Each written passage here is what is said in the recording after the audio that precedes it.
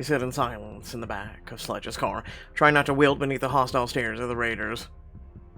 Better not try anything. What exactly am I gonna try?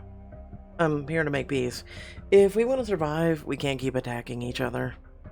Think about what we could do if we join forces instead. I know there's a way for both of us to get what we want. All I know is, you must be pretty desperate for that medicine if you're coming to us. One of yours get bit? Thought so, but I hope you get back to them soon. Survival odds take a big nosedive after 24 hours. Then the faster we get this alliance hammered out, the better. If you even live that long. What's that supposed to mean? Means we don't deal with weaklings or cowards. If you want to be allies, you have to prove your worth, our time. And how do I do that exactly? Jump as the car comes to a sudden stop, Sledge cuts the engine. Same way we all did. You fight.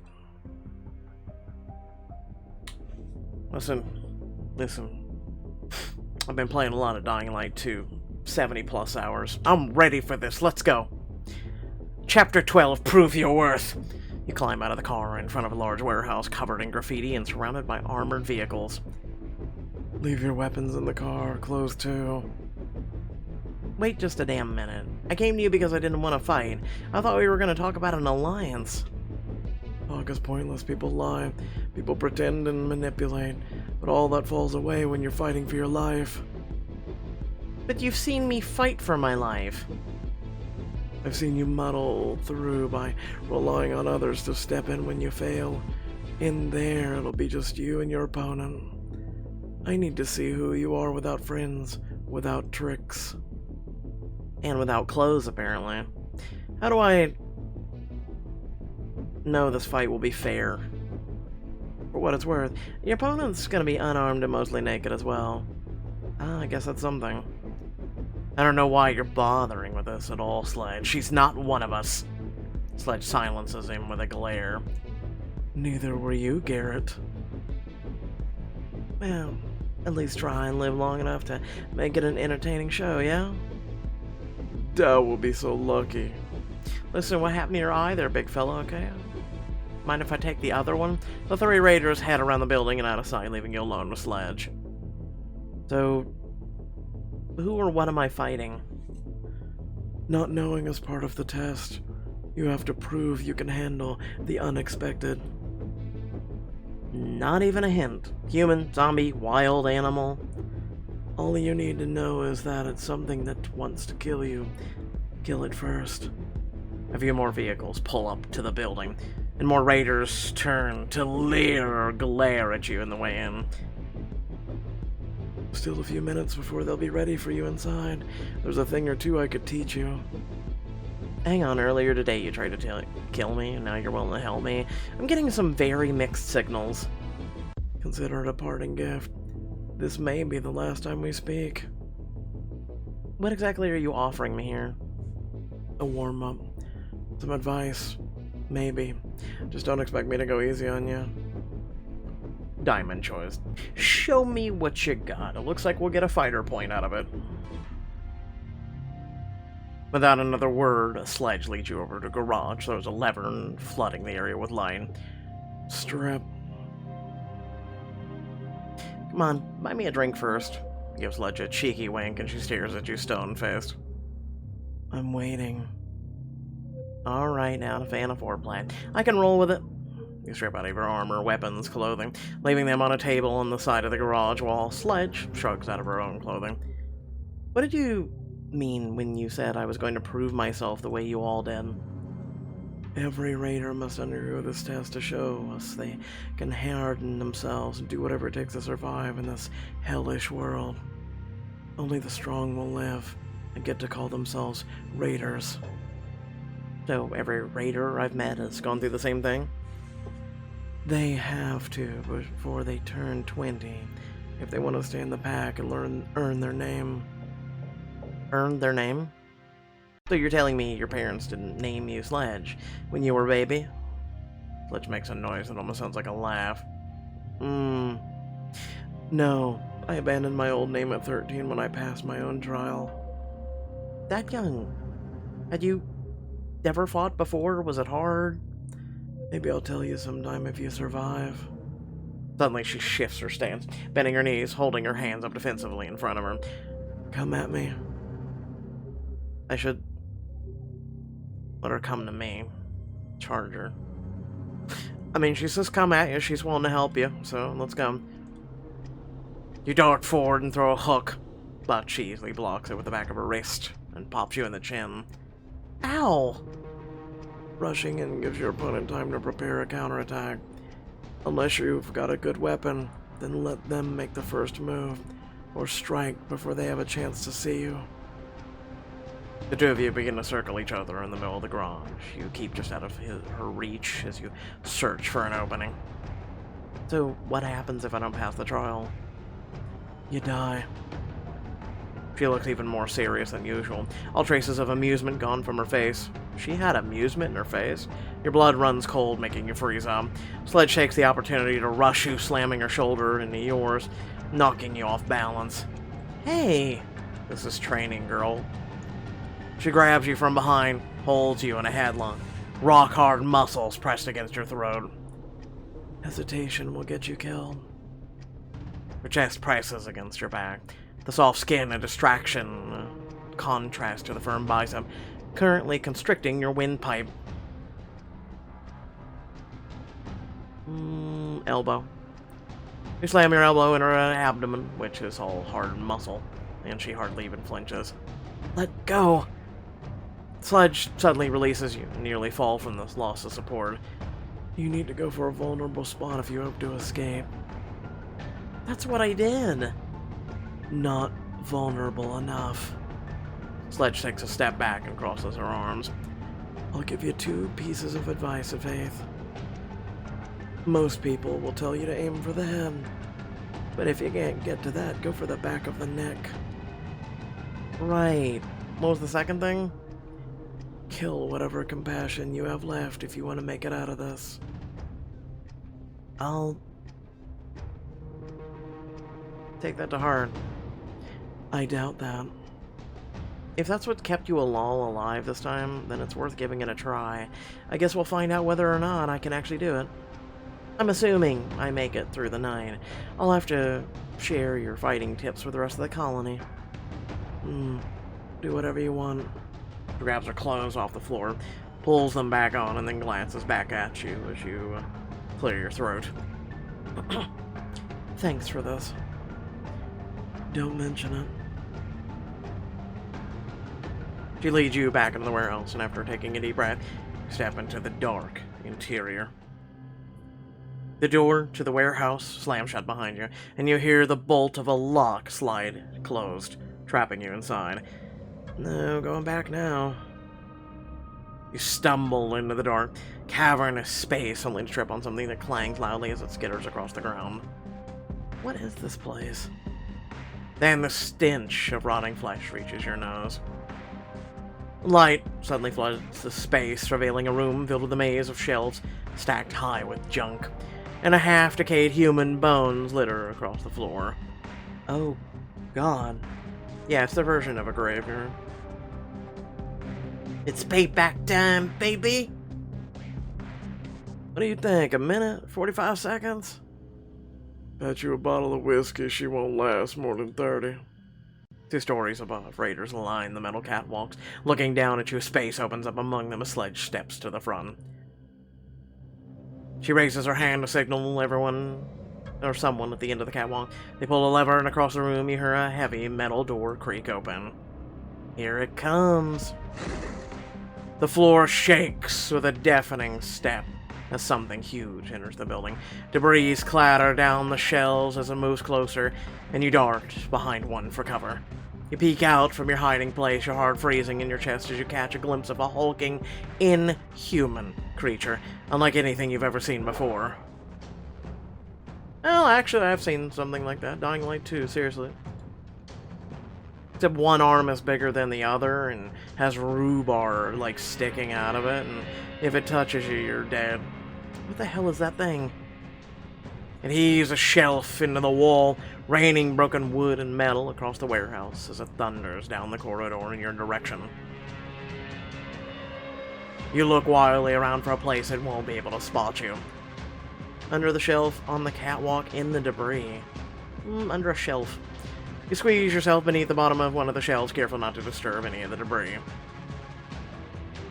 The beast continues to plod along aimlessly, growling low in its chest. Phew. Your relief is short-lived as one of the raiders throws a bottle down from the catwalk, smashing it on the ground right beside you. What? Well, that's really kind of like cheeky bullshit. Come on, you stupid thing, she's right there. Huddled on the concrete floor. All you can see is the creature's massive feet as they step towards you, the bones scattered across the floor, crunching beneath its weight. Better do something quick, dumbass, it's gonna find you.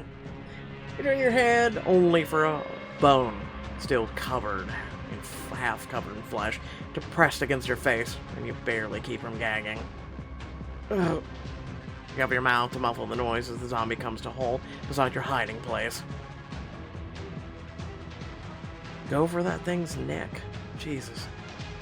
Maybe if we can flank it. The creature loudly sniffs the air, and a glob of thick saliva splatters to the floor next to your hand.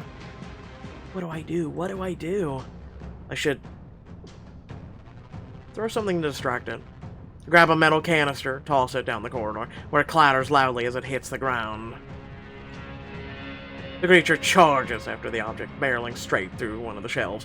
You dart out of the hiding and rush into the opposite direction. Okay, think, Faye, think. With some distance between you and the hulking zombie, you have time to scan through the piles of jungle around you. There must be something here I could use to defend myself. Well, if you could find a, bone that could pierce its neck, might work.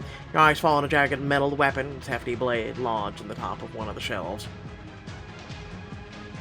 Really? I thought there were no weapons allowed. But I don't know if I have time to get up there and grab it. Really? Or try to make do with a less lethal weapon. Plant your foot on the bottommost shelf, vault upwards, grabbing a hold of the axe and wrenching it free. Axe clutched in your hands, you land on both feet and turn to stare down the beast. Let's do this. Oh, this is about to get good. Mess it up already. The zombies roar, sends a shower of dust falling from the ceiling, and it swipes the last remaining shelf between you. Its wickedly long claws rending the metal with ease. You know what? Charge right at it since we got the weapon, otherwise I would suggest any of you guys to sneak around. Raising the axe high, you rush straight at the towering zombie. You bring the axe down in a savage chop, carving a huge gash in its shoulder. Black blood pours down its arm, spilling onto the floor as raiders above cheer. Ah, not bad. Really not a trial at this point. The creature lets out a hiss of pain, but as you rip the blade free, it surges forward and clamps both massive hands around your ribcage. Crap. Its grip tightens, and you can feel your bones creaking in protest. Oh yeah, tear her apart.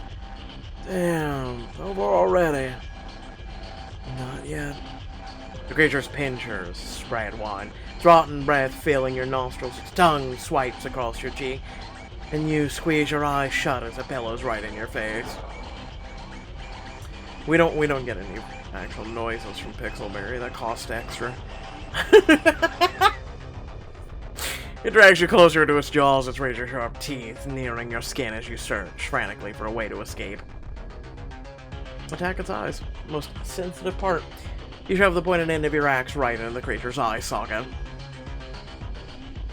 The eyeball bursts with a sickly pop, spewing thick mucus across its face.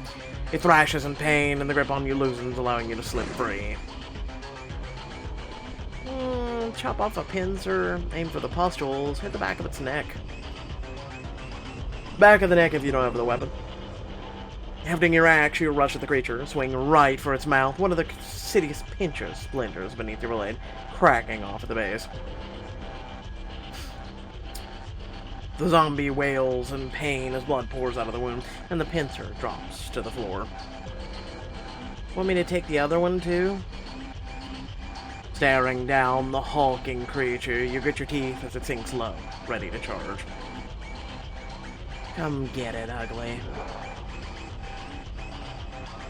With a furious roar, the zombie comes barreling right for you, eyes blazing, and at the last moment you dive out of the way. Causing it to slam headfirst into the wall, the building shakes from the collision, and the creature staggers back dazed. With your axe raised high, you surge forward and bring it down hard on the zombie's face over and over again. Bones shatters, tissue tear with each strike, until all that's left is a mottled mess of bloody flesh. Die. Using two hands to lift your axe over your head, you drive the blade clean through its neck. Blood is spraying wildly from the wound and filling the air. Its head topples to the ground with a loud thud before the rest of its body slumps to the side. Can we count that as like extra bonus points or something, you know? It's a big boy. It's a big boy, you know, I should get like 3 zombie kills, you know, versus the usual 1. Whoa. I did it. You look up the catwalk just as the raiders break into a thunderous applause and cheers and begin clamoring down to join you in the pit. Congrats, kid. Damn, I thought you were down for sure, but you just kept on fighting. Haven't seen a trial that good in years. Almost worth losing that bottle of hooch. Thanks. The raiders crowd around you, clapping you on the back, giving you solid punches on the shoulder. The sledge approaches them. They all clear a path. Faith Reeves, you've passed our trial, defeated the soldier zombie. Now you're a true raider and have earned your name. Welcome to the Raiders, Splitter. Splitter? You know, 'cause you killed it with an axe? Oh, so all of your names are... Yep. So, Knuckles? I punched it to death. After trapping it under a beam and wrapping his hands in bike chains. Well, still impressed me. Groat snakes his arm around Knuckles' waist, playfully biting him on the shoulder.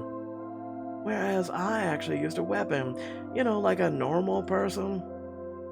But that means... You trail off, looking questioningly at Boots, then down at his feet, and suspiciously greenish-black stains on the toes of his well-worn boots. I don't like talking about it. What, kicking it in the head repeatedly? Meh! Sledge puts her hand on your back, and you swear you can see a slight smile on her stern face. Get cleaned up. We have things to discuss. Just like that. And we're friendly now? 10 minutes ago, you were cheering for my death. That was before you totally annihilated that soldier zombie. You passed a trial. That means you're one of us now, kid. You're all giving me some serious whiplash. But if you're willing to work with us now, that's all that matters. You clean yourself off as best as you can and retrieve your clothing and equipment. You rejoin the raiders in front of another one of their buildings, and they all grin at you like you're an old friend. I can't wait to see what we can do together, kid. Indeed. You've proven yourself worthy of an alliance, Splitter. We'll need to discuss the terms. Can we do that after we get the medicine back to my colony? Sledge fixes you with a hard stare.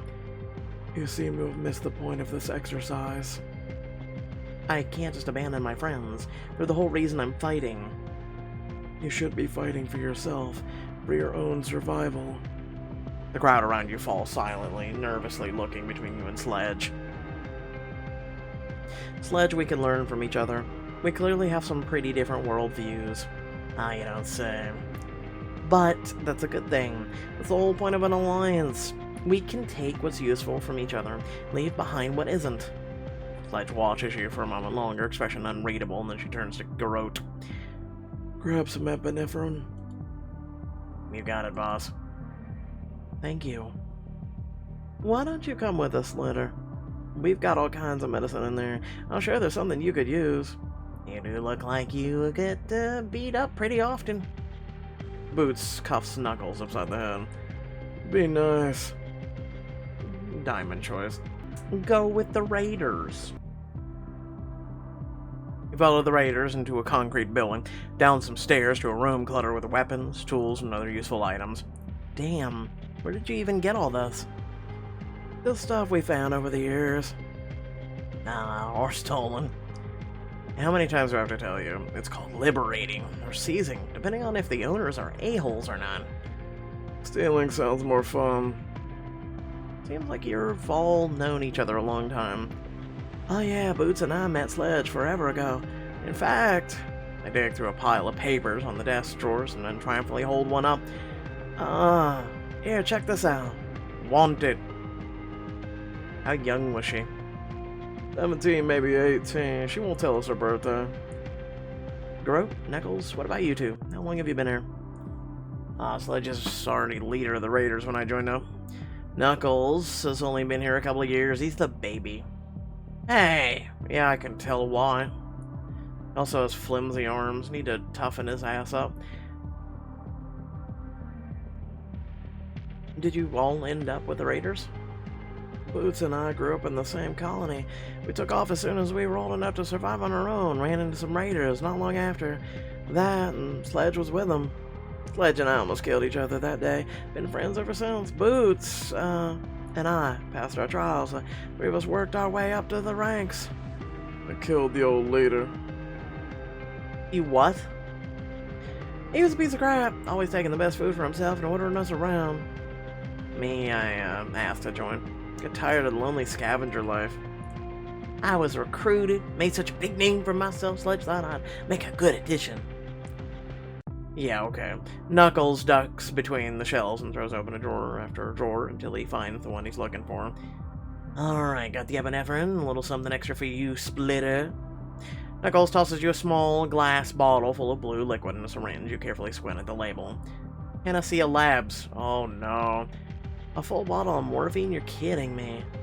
Told you, we got all the good stuff. Thanks. It'll come in handy. We should go. He's right. Sledge will be waiting for us. And so is Eli. Interesting how epinephrine is gonna help. I mean, I literally take epinephrine, right? It's supposed to help you with your lungs and stuff like that, and, you know, just interesting how it's gonna help Eli, but okay. It's still dark when you arrive back at I.O. Your friends rush out as you pull up in Sledge's car, faces creased with worry until you step out of the passenger side. Faith, you're okay? Shannon pulls you into a tight hug. Angel and Troy quickly join in, crushing you between them. Told you I'd make it back. Duh, you're way too awesome to die. I don't know. I had my doubts. Ha ha ha. Must smack the shit out of him. As the Raiders follow you up onto the porch, Dirk suddenly storms out of the lodge furious. Oh, when isn't he mad? What the hell is this? You brought the enemy right into our camp? I have a new weapon, by the way. Apparently this one's more powerful than the other ones. I'm so confused. But they're our allies now. They're welcome here. Yeah, you tell them, Splitter. Splitter, what? You joined up with them after everything they've done? It's what got us the medicine for Eli. That's all that matters right now. You've got to be kidding me. He's going to die anyway. Without letting you say another word, he turns and storms off out of sight. Ignore him, Faith. He's just busy. He doesn't get to be in charge anymore. Dirk worked us to the bone while you were away, in case we needed to build up extra defenses. But now that you're home safe and sound, what do you say we build something a little more interesting? I bet a pub would make folks pretty happy. Or if we... What if we got chickens? I never had chicken before. I hear it tastes like rattlesnake. I'm gonna do morale. We've already got enough food. And we kind of need something for people to, you know, kind of like cut loose, you know? Yeah, I've been worried about, you know, morale for a while now, and maybe it'll help Dirk chill the hell out if he gets a drink. It'll be nice to have somewhere for people to gather and relax. Sounds good. I'll pass it along. He trails off as Sledge walks up to you, holding out a small plastic cylinder. Shot of epinephrine. I should get this, Eli. There's one last thing you should know. That shot is pure adrenaline. It'll kick his whole body into overdrive and give him a 50-50 chance of survival. That's significantly better than anything we found at the lab. But if he still succumbs, well, then you'll have a jacked up berserk zombie on your hands. Then I'd better do this alone. No sense putting anyone else at risk. Sledge grabs your shoulder and presses a gun into your hand, her eyes boring into yours as you meet her gaze. Be prepared to do what it takes.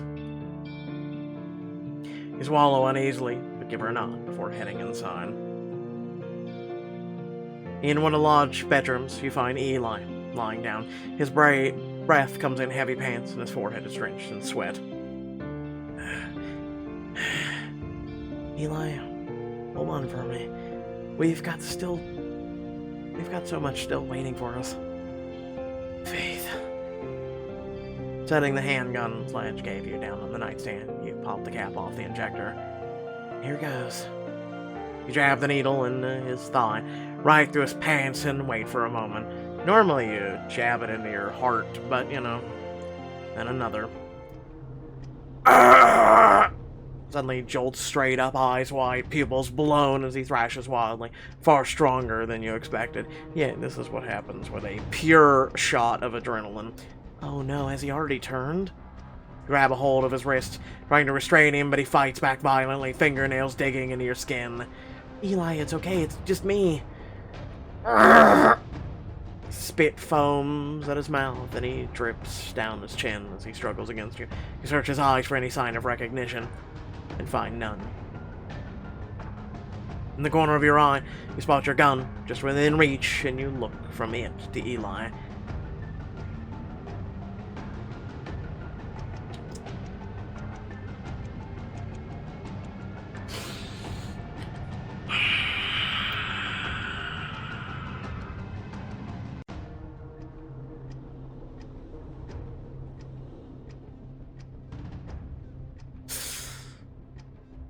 I'm gonna take the chance. Keeping a tight grip on his wrist, you try to wrestle him back onto the bed so he doesn't end up hurting you or himself. Eli, snap out of this. You know me. Eli snarls as he fights against you. One of his fists slams into your stomach, knocking the wind right out of you and sending you sprawling onto the floor. Ugh. Eli is on top of you before you can recover, his hands climbing around your throat and squeezing. You got attacked. Reasoning with Eli. Eli, stop! Really? Well, this was super quick.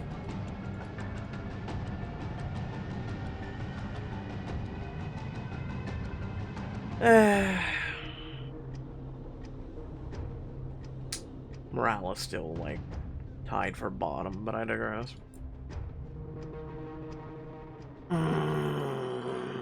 I really didn't want to shoot him. Hopefully, like, I mean, so when you shoot someone with a shot of adrenaline, right, it is not like the movies. It's not like the movies. I'm just throwing that out there. It really isn't, right? Oh, trust me. You ever get a shot of adrenaline to your heart? Yeah, boy. No, when you first come back, there you have no sense of shit, okay? There is no sense of shit. Okay? You don't know whether you're up, down, right, left. You don't know where the hell you are. You don't know what the hell's going on. And it takes a minute. Now, is he gonna come out of it? We'll find out. We'll find out. Will Pixelberry, balance the scales as they have the icon there? We'll find out.